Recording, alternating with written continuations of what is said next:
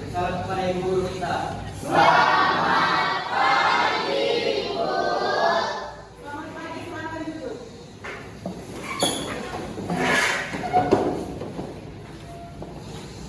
Ibu absen dulu ya.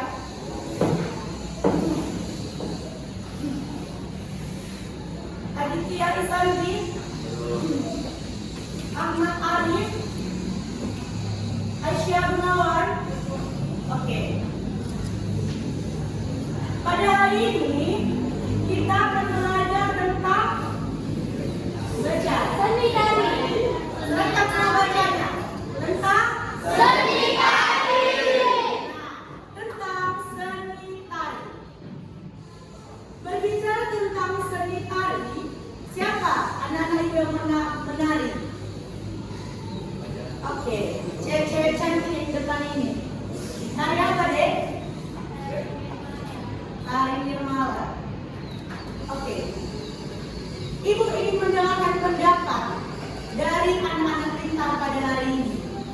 Apa itu seni tari? Ayo angkat tangan. Yang bisa jawab angkat tangan. Menurut pendapat adik-adik, apa itu seni tari?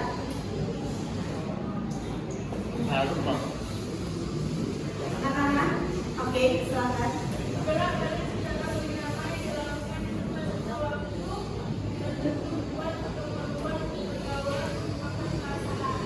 Iya, tepat sekali. Beri tepuk tangan untuk teman kalian.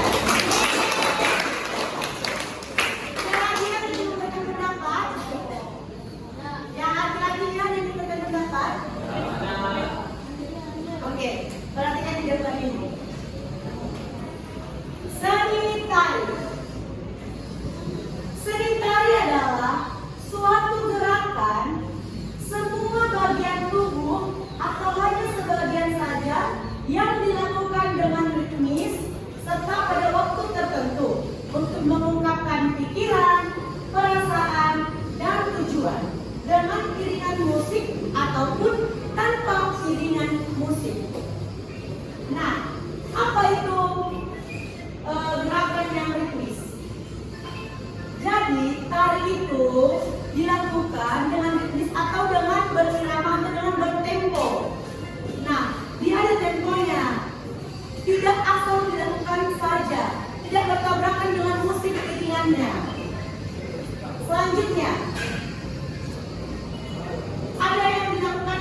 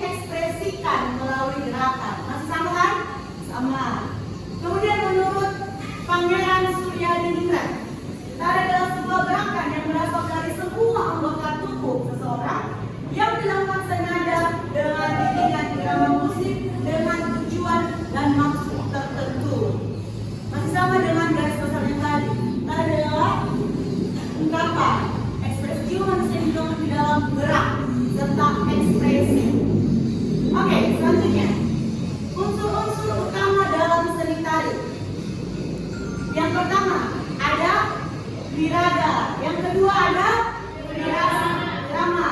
Yang ketiga adalah wirasa. Wirasa. Nah, ada yang tahu nggak apa itu artinya wiraga? Apa? Wiraga. Menggunakan raga tubuh kita ini. Jadi menari menggunakan tubuh, menggunakan tangan, kaki, wajah, muka, ini, oke? Kemudian wirama. Wirama adalah musik, iringan tari atau irama. Jadi menari itu tidak dilakukan dengan bebas saja, tapi mengikuti iringan, mengikuti tempo. Oke? Kemudian wirasa. Wirasa adalah bagaimana cara kita menyampaikan rasa dari tarian yang ingin kita sampaikan dengan melalui ekspresi wajah. Contohnya, kita mau penghormatan, ketika kita senyum, itu artinya kita menyampaikan kesan hormat kepada para penonton. Selanjutnya kita hormat, gerakannya begini, kita menurut. Itu apa yang sedang kita sampaikan?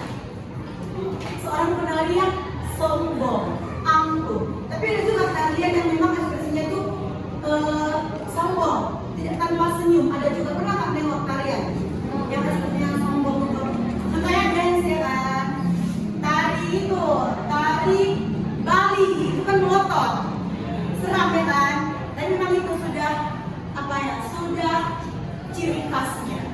Oke, selanjutnya. Unsur-unsur pendukung seni tari. Pertama ada iringan. Iringan sama dengan musik. Kedua ada kostum, yaitu pakaian. Contohnya kita mau menari tari Melayu. Tentunya pakaiannya menggunakan kostum adat Melayu. Tidak mungkin kita tari Melayu memakai baju adat Nias, ya kan? Itu melanggar norma. Kemudian tata rias. Tentunya ketika kita menari, kita menggunakan rias wajah sesuai dengan tari kita. Kalau tari kita temanya tradisi, ya kita memakai makeup tradisi. Kalau temanya modern dance, ya kita pakai yang lebih bold. Paham kan? Oke, selanjutnya pola lantai atau blocking. Nah, dalam menari kita juga menggunakan pola lantai. Ada yang tahu apa pola lantai?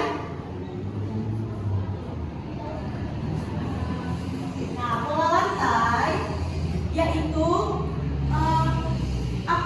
bentuk pola kita ketika menari. Ada juga batas-batasannya, yaitu garis panggung. Itu tidak bisa kita lewati ketika menari karena itu melanggar pola panggung, batasan panggung. Oke, selanjutnya gerakan. Gerakan merupakan unsur paling penting dalam seni tari karena namanya menari, tentunya memerlukan gerakan. Oke, selanjutnya fungsi seni tari sebagai bentuk pertunjukan kesenian. Sudah menari kan? Nah, itu sebagai bentuk pertunjukan. Kemudian sarana upacara adat.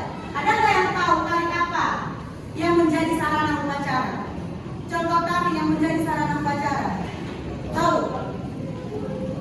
Contohnya tari kecak Bali. Pernah lihat orang Bali menari kecak-kecak? Itu kan mereka sedang mengadakan upacara. Mereka mengelilingi api gitu, kalau nggak salah. Mereka menari. Itu upacara dari adat Bali. Oke, selanjutnya sebagai hiburan. Kemudian sebagai pergaulan. Kenapa seni tari dikatakan sebagai pergaulan? Kenapa tari dikatakan sebagai pergaulan? Contohnya kita ikut sanggar tari. Kita benar-benar pergaulan bersama penari, bisa menambah teman dan menambah relasi. Yang tadinya nggak kenal menjadi kenal, ya kan? Yang udah kenal menjadi makin kompak. Oke, selanjutnya tari berdasarkan jumlah penari. Ada tari tunggal. Ada nggak yang tahu apa satu aja jenis tari tunggal? Apa? Boleh. Ya, boleh. Tari boleh.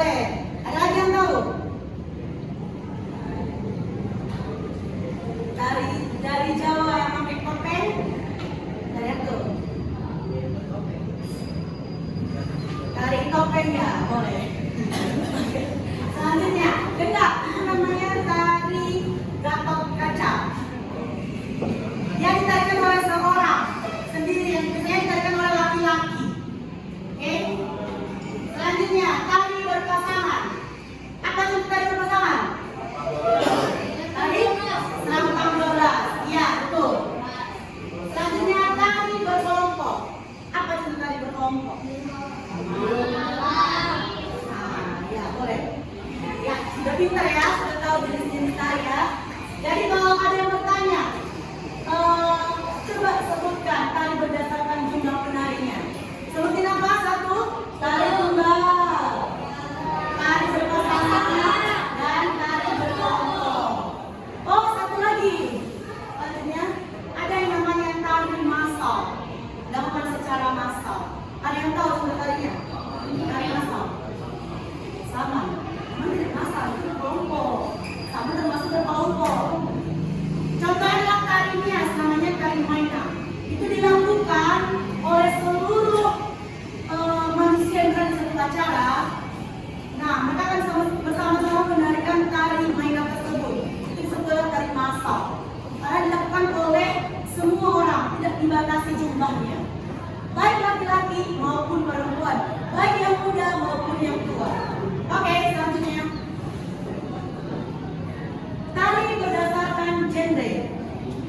Ada tradisional, ada tari kreasi baru, ada kontemporer. Nah, tari tradisional juga sudah tahu ya, tari tradisional seperti apa.